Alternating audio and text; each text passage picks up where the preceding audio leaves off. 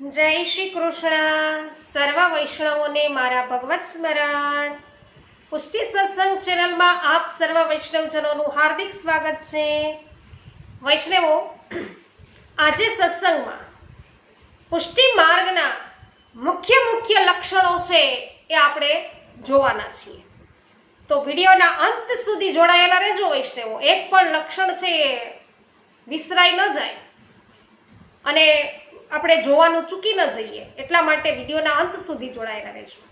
અને હજુ સુધી આપે પુષ્ટિ સત્સંગ ચેનલને સબસ્ક્રાઇબ ન કરી હોય તો વૈષ્ણવો વિનંતી કરું છું કે પુષ્ટિ સત્સંગ ચેનલને અવશ્ય સબસ્ક્રાઇબ કરો, જેથી તમને પુષ્ટિ માર્ગીય સત્સંગો આ ચેનલ દ્વારા રોજે રોજ મળતા રહેશે.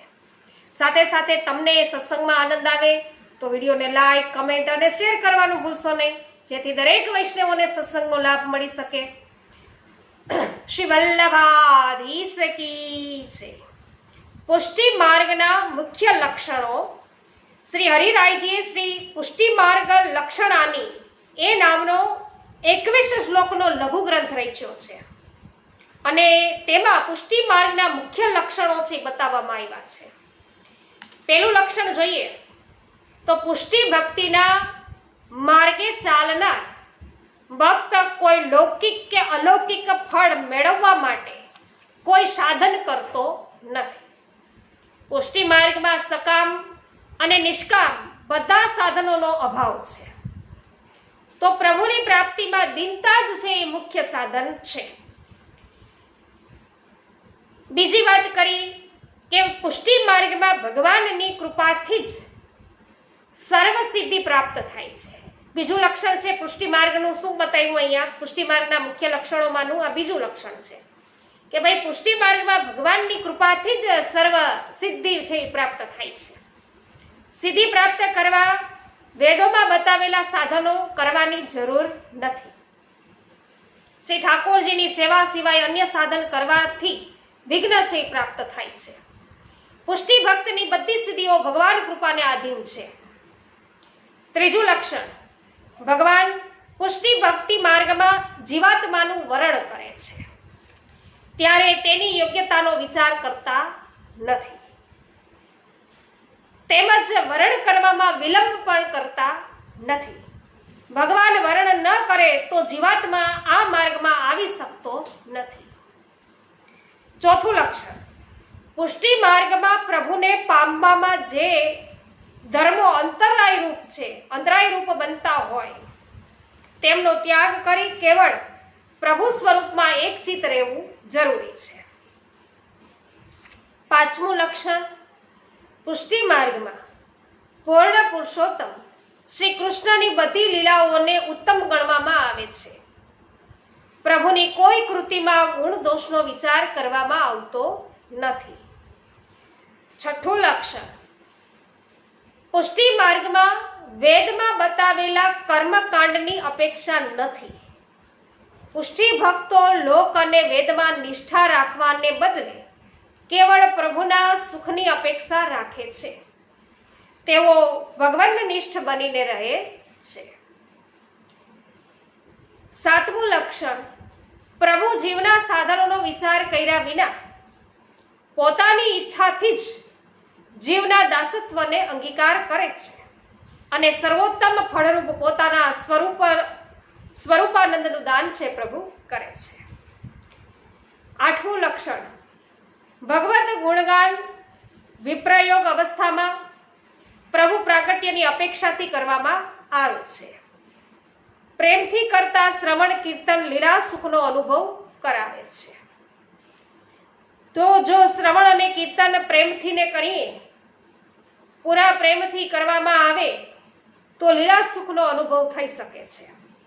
નવમું લક્ષણ છે કે પુષ્ટિ ભક્તિ સ્વતંત્ર છે, નિર્ગુણ અને નિષ્કામ છે. 10મું લક્ષણ, જ્યારે ભગવત ભાવ પ્રાપ્ત થાય છે ત્યારે કાલ, કર્મ, સ્વભાવ વગેરેનું કશુંય ચાલતું નથી. પુષ્ટિ ભક્તો કોઈનાથી ડરતા નથી. સ્વર્ગ, મોક્ષ કે નરક તેમના મન સમાન જ હોય છે. 11મું લક્ષણ બતાવે કે પુષ્ટિ ભક્તના દેહ અને ઇન્દ્રિયોના બધા સંબંધો ભગવાન સાથે જોડાયેલા હોય છે. 12મું લક્ષણ છે કે ભગવાન સાથે સંબંધ રાખનારા વૈષ્ણવોમાં પણ ભગવત બુદ્ધિ રાખવામાં આવે છે. તો ભગવાનથી વિમુખ સાથે સંબંધ રાખવામાં આવતો નથી. 13મું લક્ષણ બતાવ્યું કે પુષ્ટિ ભક્તિ તેના દેહ, ઇન્દ્રિય, પ્રાણ, અંતઃકરણ વગેરેમાં મમતા અને આસક્તિ છે એ પુષ્ટિ ભક્ત રાખતો નથી અને તેમનું રક્ષણ પ્રભુની સેવાના હેતુથી કરે છે. 14મું લક્ષણ કહે છે કે ભાઈ પુષ્ટિ માર્ગમાં સેવાના બદલામાં પ્રભુ પાસેથી કોઈ પ્રકારની અપેક્ષા રાખવામાં આવતી નથી. 15મું લક્ષણ પુષ્ટિ માર્ગમાં પ્રભુની સેવા જ સર્વશ્રેષ્ઠ ફળરૂપ છે. 16મું લક્ષણ છે કે પુષ્ટિ માર્ગમાં સંયોગ અવસ્થા કરતા વિપ્રયોગ અવસ્થામાં વિશેષ સુખ માનવામાં આવ્યું છે. 17મું લક્ષણ પુષ્ટિ માર્ગમાં સાધન અને ફળ એક જ છે. સેવાનું ફલ સેવા પામે,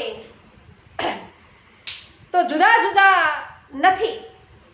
ફળ અને સાધન જુદા જુદા નથી. તેમ ચારેય પુરુષાર્થ રૂપે ભગવાન જ છે. ધર્મ, અર્થ, કામ અને મોક્ષ. તો ભગવાન જ પ્રમાણ, પ્રમેય, સાધન અને ફળ છે. 18મું અહીંયા લક્ષણ બતાવે કે નિરંતર દિનતા બની રહે અને અભિમાન ન આવે તે માટે વિરહતાપ જરૂરી છે અને આ વિરહતાપ કલેશનો માર્ગ છે. તો પુષ્ટિ ભક્તને આ દેહથી આ જન્મમાં જ ભગવાનનો સાક્ષાત્કાર થઈ શકે છે. તનુનત્વની પ્રાપ્તિ પણ થાય છે. તો તનુનત્વ શું છે એ બધું જાણવા માટે પણ વૈષ્ણવ આ પુષ્ટિ સત્સંગ ચેનલ સાથે જોડાયેલા રહો. અવશ્ય સબસ્ક્રાઇબ કરી લો. દરેક માહિતી છે એ આપણે વિડીયોઝ દ્વારા અપલોડ કરીએ છીએ. તો પુષ્ટિ માર્ગમાં જીવની દીનતાથી પ્રભુ પ્રગટ થાય છે. આ દીનતા સાધન છે, પરંતુ પ્રભુના દર્શન પછી વિયોગ થતા જે દીનતા પ્રગટ થાય છે તે ફળરૂપ છે. 20મું લક્ષણ છે એ આપણે જોઈએ તો પુષ્ટિ માર્ગમાં સર્વલૌકિક વિષયોનો ત્યાગ અને સર્વાત્મ ભાવથી દેહ વગેરેનું પ્રભુને છે સમર્પણ જરૂરી છે. 21મું અને આ છેલ્લું લક્ષણ છે એ અહીંયા આપણે બતાવવા જઈ રહ્યા છીએ. પુષ્ટિ માર્ગમાં વિષય વાસનાના સેવનનો ત્યાગ અત્યંત જરૂરી છે અને તે વિના હૃદયમાં ભગવદ આવેશ છે એ થતો નથી. તો વૈષ્ણવો, આજે પુષ્ટિ માર્ગના જે મુખ્ય લક્ષણો છે એની જ ખાલી આપણે વાત કરી છે. મુખ્ય જે લક્ષણો છે અહીં બતાવવામાં આવ્યા છે. તો અવશ્ય આપ સર્વને છે જાણીને આનંદ થયો હોય તો વિડીયોને લાઈક, કમેન્ટ અને શેર કરવાનું ભૂલશો નહીં. સર્વને મારા જય શ્રી કૃષ્ણ. શ્રી વલ્લભાધીશ કી જય.